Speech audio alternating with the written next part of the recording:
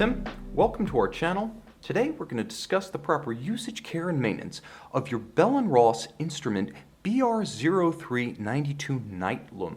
Now if you're an old hat at collecting, you can fast forward to whichever portion of this video concerns your immediate interest. For everyone else, I'm going to take it from the top and work my way down. This is an automatic winding timepiece by virtue of a rotor that is underneath the case back, so it can wind itself, and it uses kinetic energy of the wrist to do so. But if you wish to wind the watch manually, for example, should the watch stop, or should you wish to top off its 38-hour power reserve entirely, simply take the crown in the first position flush to the case and turn it in a clockwise direction. 25 to 35 turns will start the watch. You can then set the time and set the date, push the crown down if you have done so, and the watch will continue to wind itself. But if you wish to wind the watch fully to its maximum rated reserve of 38 hours, simply continue turning. The rule of thumb is that 45 turns will fully wind the mainspring.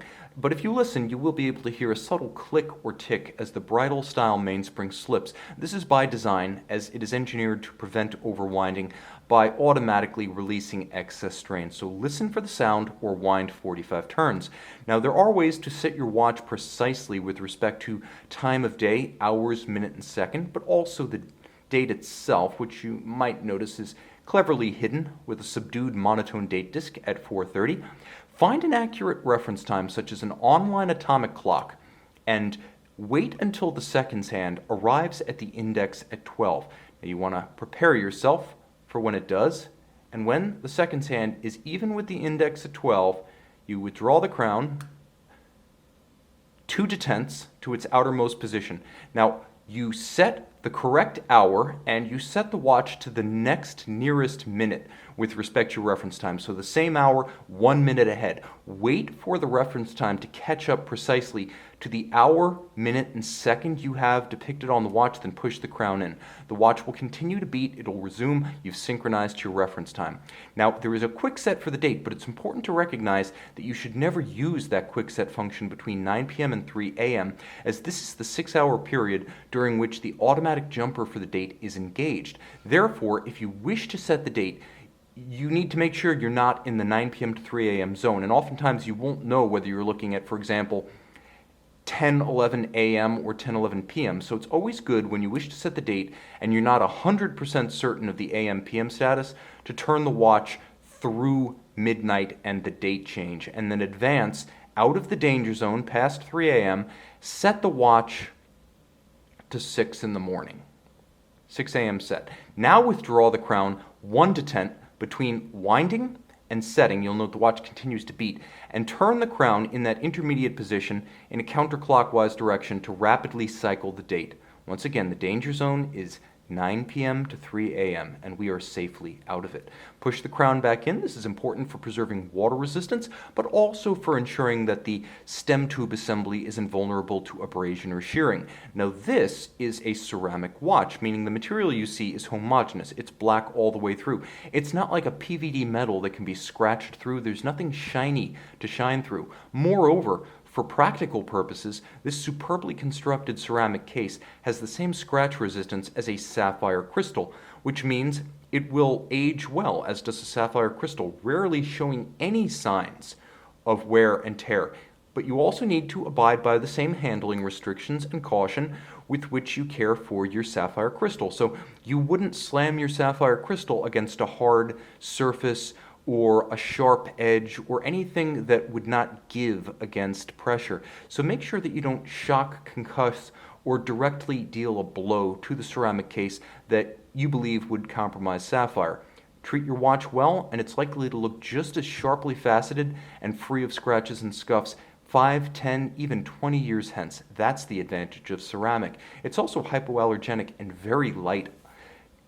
Should you wish to customize your watch either for ergonomic or fashion purposes, note that there is an aperture in the flank of the lug itself. You should only use the correct Bell & Ross strap tool. There's a small round tool provided in accessory sets that you will use to depress the spring bar between the lugs and remove the strap. Again, only use the correct tool, as the incorrect tool may gouge the opening and compromise the lug. The timepiece will face 3 primary hazards. Provided you keep it safe from blunt blows and trauma, water, magnetism, and shock are the primary hazards to a fine mechanical timepiece. Now, we'll talk about water first. Leather, and you can see that there are leather inserts on the strap, is never a water-resistant material. So although this timepiece, per the case back, is water-resistant to 100 meters, you want to avoid getting the leather strap wet. If it should become moist, quickly dry it, and always avoid exposing it to unnecessary moisture or fluids. That said, when you put the watch on an accessory band that is water resistant, this is 100 meters water resistant, so sufficient for aquatic activities such as swimming. It's not a professional dive watch. Bell & Ross does have other models that serve that purpose. You can help avoid accidental drowning by keeping the crown flush to the case and neither withdrawing it or turning it when there's water on the case. That's right, you don't want to use the crown when the watch is wet, not just submerged, as attempting to use any crown functions when the watch is wet can bypass the case and potentially introduce water to the interior to grave cosmetic and mechanical consequences. It's also important to remember that unlike mechanical specification, water resistance is not a static feature of a watch, and over time, as lubricants age and seals degrade, the watch will be relatively less water resistant than when it left the factory. Therefore, Bell & Ross recommends, at minimum, every 12 to 24 months having your watch dry water tested at a Bell & Ross authorized service center. These agencies can check your watch not just for water resistance, but also for cosmetic condition, for the condition of the strap. Water resistance and mechanical performance are both tested, so you'll know whether your watch continues to operate as a healthy, high-grade Swiss timing instrument. Water is dangerous, but magnetism is invisible and ubiquitous.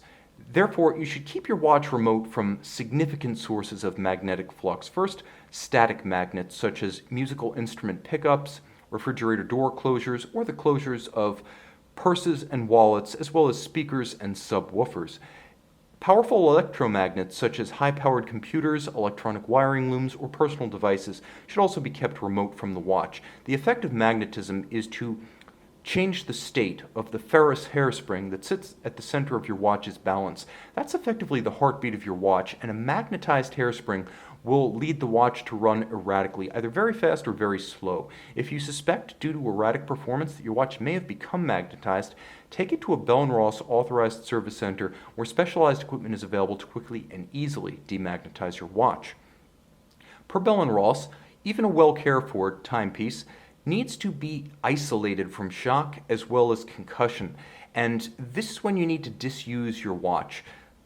Firearms marksmanship, mountain biking or ATV riding, batting, tennis, golf, or other concussive sports, as all of these can, at minimum, alter the timing of your watch and at maximum stop the movement. So just discontinue the use of your watch during any highly concussive activity. Ultimately, Bell & Ross recommends every 3 to 5 years a comprehensive service of your watch. This will involve everything from the water test to inspection of strap condition, inspection of case condition, crystal condition, and disassembly, cleaning, oiling, reassembly, and regulation of the movement. This should be performed exclusively at Bell & Ross authorized service centers or the factory itself, as these agencies solely have the trained personnel, specialized parts, and correct tools to protect the value as an investment and as an instrument of your Bell & Ross timepiece. Ultimately, remember that only these agencies can back all labor and parts invested with a Bell & Ross factory service warranty to match. You can learn more about the proper usage, care, and maintenance of this or any Bell & Ross timepiece on our website, golfbergwatches.com.